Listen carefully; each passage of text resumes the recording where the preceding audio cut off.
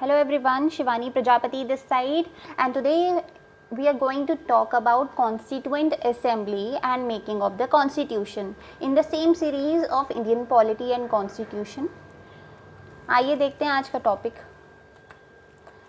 आज हम पढ़ने वाले हैं इंडियन कॉन्स्टिट्यूशन कैसे बना हमारा, क्या क्या उसमें प्रोसीजर्स थी, वो सब आज हम देखने वाले हैं। तो चलिए स्टार्ट करते हैं। द कैबिनेट मिशन जो हमने पहले पढ़ा था कि कैबिनेट मिशन था, उसमें ये सब था कि कॉन्स्टिट्यूशन बनाना है तो कॉन्स्टिट्यूएंट असेंबली फ्रेम करनी पड़ेगी। तो कैबिनेट मिशन के अंडर कॉन्स्टिट्यूएंट असेंबली की फ्रेमिंग के बारे में एक विजन था। ठीक है, members were elected by provincial legislative assemblies. जो मेंबर्स होते थे कॉन्स्टिट्यूएंट असेंबली में, वो कहाँ से इलेक्ट हुए थे? प्रोविंशियल लेजिस्लेटिव असेंबलीज से। तो वो प्रोविंसेस के लोग थे, प्रोविंसेस में इलेक्ट हुए थे। वो जो प्रोविंसेस को मैनेज करते थे वो लोग इलेक्ट किए गए थे for framing the constituent assembly. Total number of members जो थे कॉन्स्टिट्यूएंट असेंबली में वो 385 थे। ठीक है, जिसमें से 93 जो थे रिप्रेजेंटेटिव थे इंडियन स्टेट से, जो राजा महाराजा टाइप्स लोग राज करते थे जिन इंडियन स्टेट्स में, पर होते वो भी ब्रिटिश रूल के अंडर ही थे। मतलब उनको भी ब्रिटिशर्स को जवाब देना पड़ता था, जवाबदेही होती थी उनकी। और 292 जो रिप्रेजेंटेटिव्स थे वो थे प्रोविंसेस से। प्रोविंसेस आपको पता है, मैंने इनका डिफरेंस भी बताया था, प्रेसिडेंसीज, प्रोविंसेस और इंडियन स्टेट्स का। तो यहाँ पे ब्रिटिश इंडिया के अंडर आते हैं 292 रिप्रेजेंटेटिव्स। ठीक है, तो कॉन्स्टिट्यूएंट असेंबली हमने ये देखा कि 385 मेंबर्स थे उसमें टोटल शुरू में, और 93 रिप्रेजेंटेटिव्स जो थे इंडियन स्टेट से थे, और 292 रिप्रेजेंटेटिव्स जो थे प्रोविंसेस से थे। ठीक है, और कॉन्स्टिट्यूएंट असेंबली को कितना टाइम लगा कॉन्स्टिट्यूशन बनाने में? सबसे लंबा कॉन्स्टिट्यूशन बनाया हमारा, और वो 2 years 11 months, sorry it's 11 months and 18 days, इतना टाइम लगा उसको फाइनलाइज करने में कॉन्स्टिट्यूशन को। 2 years 11 months, it's 11, okay, don't get confused, it's 11 not 1, it's 11। ठीक है, 11 months और 18 days लगे। 2 years 11 months and 18 days, okay. Now let's move to the next slide. यहाँ पे हम देखते हैं ऑब्जेक्टिव्स इन ऑब्जेक्टिव रेजोल्यूशन। अब रेजोल्यूशन क्या था, ऑब्जेक्टिव रेजोल्यूशन क्या होता है? ये एक विजन था। पंडित जवाहरलाल नेहरू हमारी कॉन्स्टिट्यूशन को किस तरह से देखना चाहते थे, उसमें क्या क्या फंडामेंटल्स, क्या क्या फ़िलॉसफीज़, क्या क्या चीज़ें होनी चाहिए, उसके लिए जो उन्होंने पॉइंट्स रखे थे वो उन्होंने ऑब्जेक्टिव रेजोल्यूशन के थ्रू रखे थे। तो उसके क्या क्या ऑब्जेक्टिव्स थे, उस रेजोल्यूशन में क्या क्या चीज़ें थी जो वो चाहते थे कि हमारे इंडियन कॉन्स्टिट्यूशन में हो। देखिए, पहली चीज़ तो है कि to foster unity of the nation. ये जो हमारा पूरा नेशन है, जो भी सारे इंडियन स्टेट्स हैं और ये जो क्या कहते हैं प्रोविंसेस हैं, इंडियन स्टेट्स हैं, ये सारे एक साथ मिल के रहें, यूनिटी हो हमारे बीच में, हमारे सारे स्टेट्स के बीच में। तो एक यूनियन चाहते थे वो। तो to foster unity of the nation, ये पहला पॉइंट है। यहाँ से नेक्स्ट अगर हम मूव करते हैं तो to ensure political and economy security. वो सिक्योरिटी चाहते थे कि पॉलिटिकल और इकोनॉमिक दोनों तरह की सिक्योरिटी हो। ठीक है, to proclaim India as a sovereign democratic republic, कि कोई और देश इस पर शासन ना कर सके, ऐसा देश हो हमारा, ऐसा रिपब्लिक हो जहाँ पे डेमोक्रेटिक गवर्नमेंट हो। ठीक है, डेमोक्रेटिक कैसी गवर्नमेंट होती है? जहाँ पे रूल होता है by the people, for the people and of the people. ठीक है, to have federal form of government. अब फेडरल फॉर्म में आपको पता है क्या आ जाता है, फेडरल फॉर्म में जो पावर्स होती हैं वो डिवाइड हो जाती हैं। ठीक है, तो ये एक फेडरल फॉर्म ऑफ गवर्नमेंट है हमारी, क्योंकि जो सेंटर है उसकी जो उसके पास सारी पावर, उसने क्या किया है, अपनी पावर्स को डिस्ट्रीब्यूट कर दिया है स्टेट्स को। ठीक है, तो ये फेडरल फॉर्म ऑफ गवर्नमेंट होती है। इसमें 3 लिस्ट आती हैं, आपको 3 लिस्ट के बारे में पता है, यूनियन लिस्ट होती है, प्रोविंशियल लिस्ट होती है और कॉन्करेंट लिस्ट होती है। तो ये फेडरल फॉर्म ऑफ गवर्नमेंट का फीचर है। नेक्स्ट देखते हैं, to guarantee and secure justice. अब वो चाहते थे कि सबको जस्टिस मिले, सबको न्याय मिले, इक्वालिटी हो, फ्रीडम ऑफ थॉट्स हो। ठीक है, विचारों का फ्रीडम हो, हम कुछ भी सोच सकते हैं, हमारी मर्ज़ी है। एक्सप्रेशंस, हम कुछ भी एक्सप्रेस कर सकते हैं। बिलीफ, फेथ, ये सारी जो है ये हमारी राइट्स हैं। वर्शिप, वोकेशन, एसोसिएशन, हम किसके साथ जुड़ना चाहते हैं, एंड एक्शन, हम क्या करना चाहते हैं, ये ऑल पीपल ऑफ इंडिया का राइट है और ये गारंटी करेगा कॉन्स्टिट्यूशन, ये सब देगा हमको, ठीक है। To provide safeguard to minorities जो हैं यहाँ पे, जो कम संख्या में लोग हैं, उनको उनकी राइट्स को सेफ गार्ड करेगा, उनको सेफ गार्ड करेगा, बैकवर्ड पीपल को और ट्राइबल कम्युनिटीज़ को, क्योंकि इनकी संख्या बहुत कम होती है, तो ये खतरा होता है कि मेजॉरिटी जो होगी वो इन पे अपना दबाव बना दे। तो डिप्रेस्ड क्लासेस जो होती हैं उनके लिए सेफ गार्ड था इस कॉन्स्टिट्यूशन में प्रोवाइड किया था उन्होंने। टू अटेन, और ये उनके रेजोल्यूशन है, ये कॉन्स्टिट्यूशन बनाने से पहले जो उन्होंने पॉइंट्स रखे थे, जो उनके पॉइंट्स उनके माइंड में थे कि ऐसा ऐसा होना चाहिए, ये वो हैं।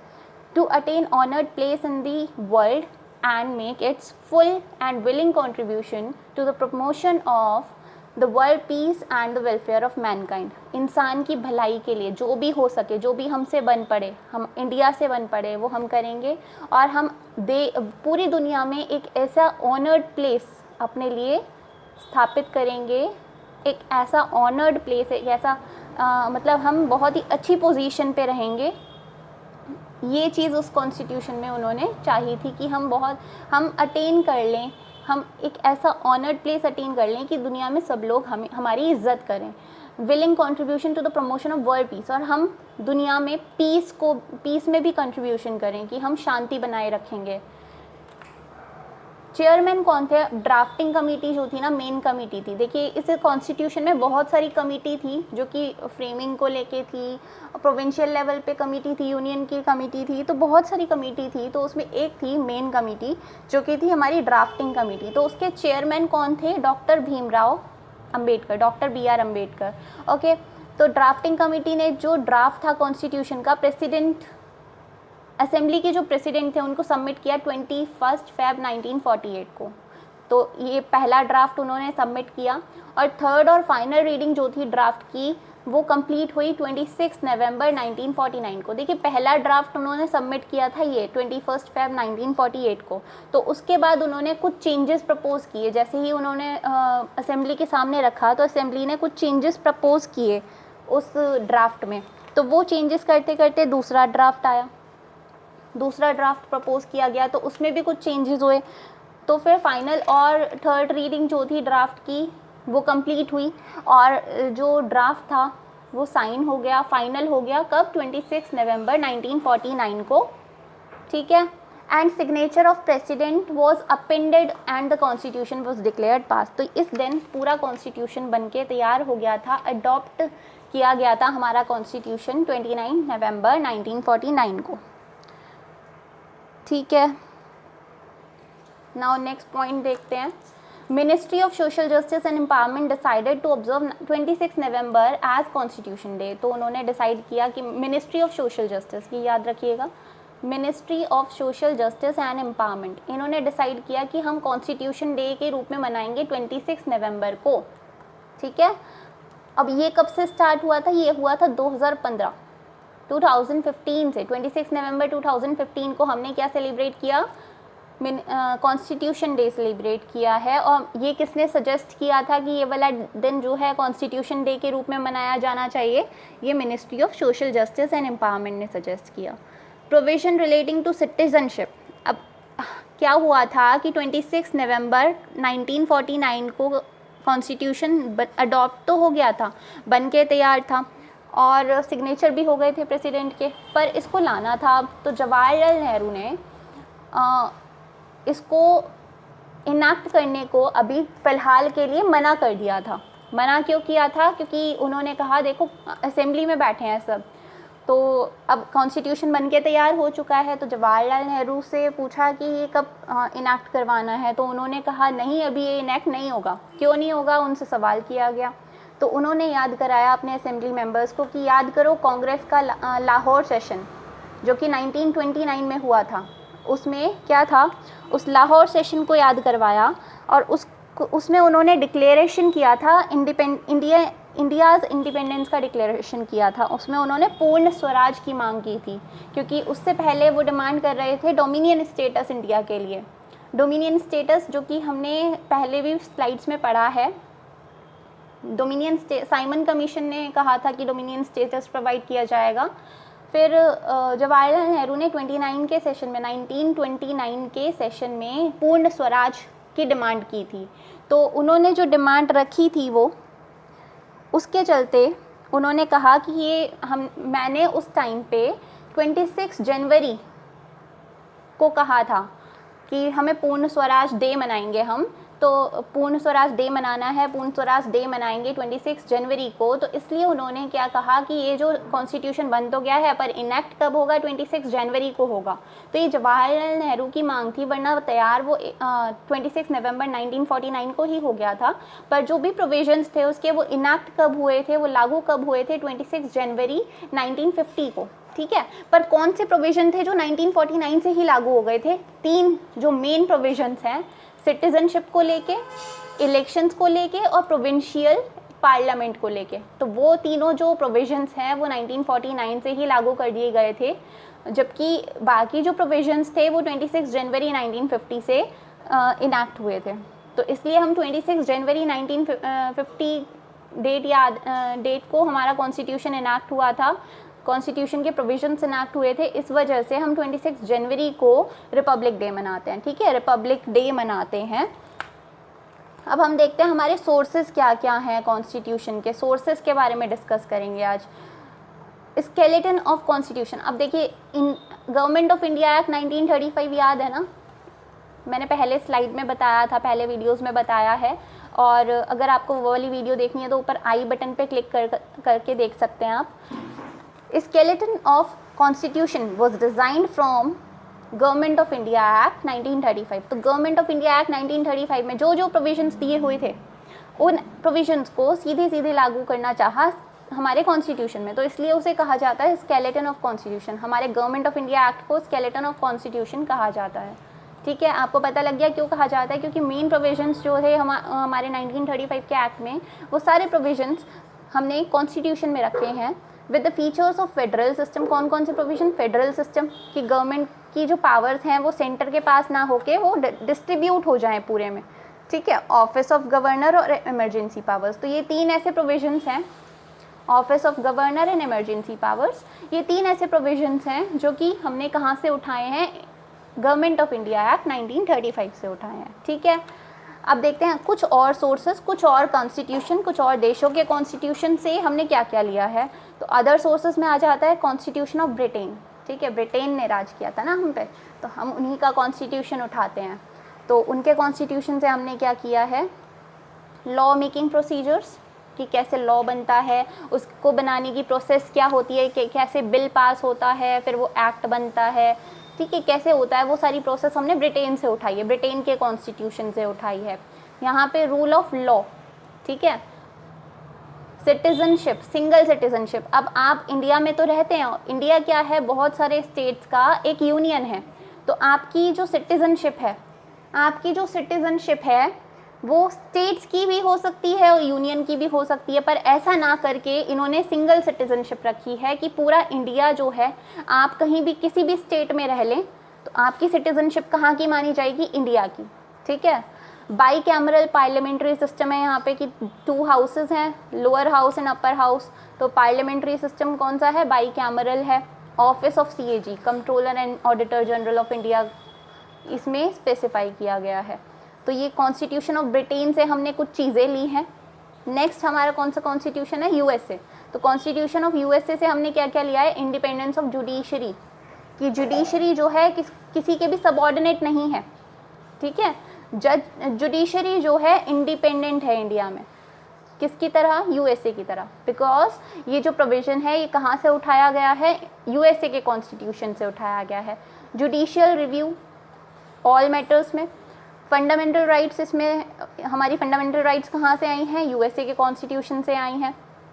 ठीक है, removal of supreme court and high court जजेस, जो सुप्रीम कोर्ट के और हाई कोर्ट के जजेस होते हैं वो कैसे रिमूव किए जाते हैं, उसकी प्रोसीजर्स क्या हैं, वो सारी कॉन्स्टिट्यूशन में लिखी हुई हैं। और वो कहाँ से ली हैं? हमने USA के कॉन्स्टिट्यूशन से ली हैं। Preamble, function of president and vice president, ये सब चीज़ें कॉन्स्टिट्यूशन ऑफ USA से ली गई हैं।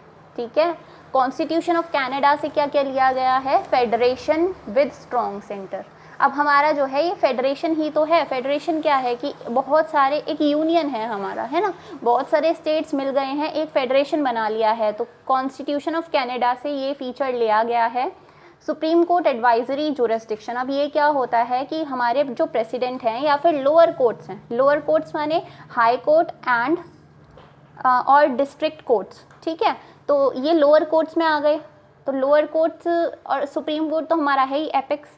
तो यहाँ पे सुप्रीम कोर्ट एडवाइजरी जुरिस्डिक्शन में आता है कि प्रेसिडेंट और लोअर कोर्ट्स जो होते हैं हमारे, वो ओपिनियन सीक कर सकते हैं, वो उनकी एडवाइस ले सकते हैं। किसकी, सुप्रीम कोर्ट की, ठीक है, किसी भी मैटर पे जो कि पब्लिक इम्पोर्टेंस का है।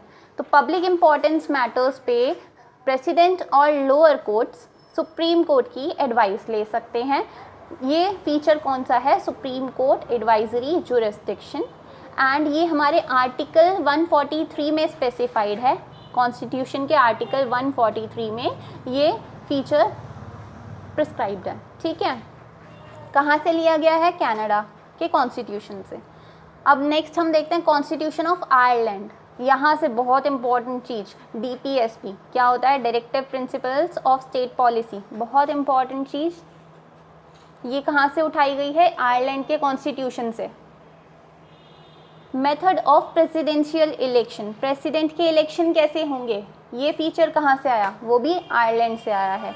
Nomination of member to Rajya Sabha by the president, president जो हैं वो नॉमिनेट करेंगे किसी भी मेंबर को राज्यसभा में, ये क्या है, कैसे प्रेसिडेंट करेंगे नॉमिनेट, ये कॉन्स्टिट्यूशन ऑफ आयरलैंड से उठाया गया है। नेक्स्ट स्लाइड पे आते हैं, Weimar constitution of Germany, Germany का कॉन्स्टिट्यूशन जो है, वहाँ से एक इम्पॉर्टेंट फीचर लिया गया है, फंडामेंटल राइट्स। आपको पिछली स्लाइड में क्या बताया था कि DPSP directive principles of state policy Ireland से उठाया है, ठीक है। और दूसरी चीज़ जो है फंडामेंटल राइट्स की बात करें तो वो वीमर कॉन्स्टिट्यूशन ऑफ जर्मनी। ये क्वेश्चन आता है कि फंडामेंटल राइट्स कौन से कॉन्स्टिट्यूशन से ली गई हैं, तो constitution of Germany, Weimar constitution of Germany से लिया गया है fundamental rights during emergency. Constitution suspension of fundamental rights, actually it's not fundamental rights, it's suspension की फंडामेंटल राइट्स जो हैं हमारी छीन ली जाएंगी ड्यूरिंग इमरजेंसी। ये जो पूरा इंडिया है अभी तो फेडरल सिस्टम पे काम करेगा अगर नॉर्मली सब कुछ ठीक चल रहा है तो, पर जैसे ही यहाँ पे इमरजेंसी डिक्लेयर हो जाती है तो ये सारा जो भी इंडियन स्टेट्स हैं ये अलग अलग जैसे रूल हो रहे थे, अलग अलग इन पे अलग अलग इनको कंट्रोल किया जा रहा था, अलग अलग स्टेट्स को अलग अलग गवर्नमेंट द्वारा, फेडरल गवर्नमेंट द्वारा। पर वो उस टाइम पे अगर यहाँ पे इमरजेंसी डिक्लेयर हो जाती है तो हमारी सारी फंडामेंटल राइट्स जो हैं वो सस्पेंड हो जाएंगी। एंड हमें क्या, हम जो भी पूरा देश है ना उस पर एक ही रूल चलेगा सेंटर का, ठीक है। कॉन्स्टिट्यूशन ऑफ ऑस्ट्रेलिया देखते हैं, यहाँ से कॉन्करेंट लिस्ट जो है हमारी कि union government and state government दोनों किसी चीज़ पे काम कर सकते हैं, किसी चीज़ के डिसीजन ले सकते हैं। वो सब्जेक्ट्स किसके अंदर आते हैं, कॉन्करेंट लिस्ट के अंदर आते हैं, जिन पे यूनियन गवर्नमेंट और स्टेट गवर्नमेंट दोनों ही डिसीजन ले सकते हैं। डिसीजन मेकिंग पावर होती है दोनों गवर्नमेंट्स को, यूनियन गवर्नमेंट एंड प्रोविजनल और स्टेट गवर्नमेंट को, तो वो कॉन्करेंट लिस्ट के अंदर आते हैं सब्जेक्ट्स। और ट्रेड और कॉमर्स से रिलेटेड प्रोविजंस भी ऑस्ट्रेलिया के कॉन्स्टिट्यूशन से लिए गए हैं। अब यहाँ पे हम देखते हैं साउथ अफ्रीका के कॉन्स्टिट्यूशन से क्या क्या लिया गया है। अमेंडमेंट्स कैसे होंगे, हमारे जो एक्ट बन चुके हैं उनके अमेंडमेंट्स कैसे होंगे, by 2/3 majority in parliament. Parliament में किसी भी एक्ट को अमेंड करने के लिए, किसी भी लॉ को अमेंड करने के लिए हम क्या करना चाहते हैं, हमें बदलना है, उसको मॉडिफाई करना है, उसको अमेंड करना है लॉ को, तो हम क्या करना चाहते हैं, हमें अगर हम उसको पास कराना चाहते हैं अमेंडमेंट को, तो हमें 2/3 मेजॉरिटी चाहिए होगी पार्लियामेंट में, ठीक है, उस लॉ के अमेंडमेंट के फेवर में। ओके। कॉन्स्टिट्यूशन ऑफ फ्रांस से क्या लिया गया है, रिपब्लिकन सिस्टम। हमारा जो रिपब्लिक है ना पूरा इंडिया, वो रिपब्लिकन सिस्टम कहाँ से लिया गया है, फ्रांस से। प्रिंसिपल्स ऑफ लिबर्टी, आज़ादी, इक्वालिटी, ठीक है, और फ्रेटर्निटी, भाईचारा, तो ये तीनों प्रिंसिपल्स कहाँ से लिए गए, फ्रांस से। अब यहाँ पे एक और भी बहुत सारे कॉन्स्टिट्यूशन थे, उन्होंने बहुत सारे कॉन्स्टिट्यूशंस को पढ़ा था जो हमारे कॉन्स्टिट्यूशन मेकर्स थे, पर जो मेन कॉन्स्टिट्यूशन उन्होंने पढ़े थे और जहाँ से मेन चीज़ें ली गई हैं हमारे कॉन्स्टिट्यूशन की, वो यही वाले कॉन्स्टिट्यूशंस थे जो मैंने अभी आपको बताए हैं पिछली स्लाइड्स में। और यहाँ पे बता दूँ कि कॉन्स्टिट्यूशन मेकर्स ने 60 कंट्रीज़ के कॉन्स्टिट्यूशंस को पढ़ा था, तब जाके हमारा कॉन्स्टिट्यूशन रेडी हुआ। कितना टाइम लगा? 2 years 11 months and 18 days, इतना टाइम लगा हमारे कॉन्स्टिट्यूशन को बनने में। Constitution of former USSR। अब यहाँ से क्या क्या लिया गया? Fundamental duties. देखिए fundamental duties and fundamental rights में कंफ्यूज नहीं होना है। फंडामेंटल ड्यूटीज़ जो हैं USSR के कॉन्स्टिट्यूशन से ली गई हैं, और idea of justice in preamble में जो जस्टिस का आइडिया है वो भी वहीं से लिया गया है। फंडामेंटल राइट्स का सस्पेंशन होता है किसमें? वीमर कॉन्स्टिट्यूशन ऑफ जर्मनी में। और फंडामेंटल ड्यूटीज़ किसमें स्पेसिफाइड हैं? कॉन्स्टिट्यूशन ऑफ फॉर्मर USSR में।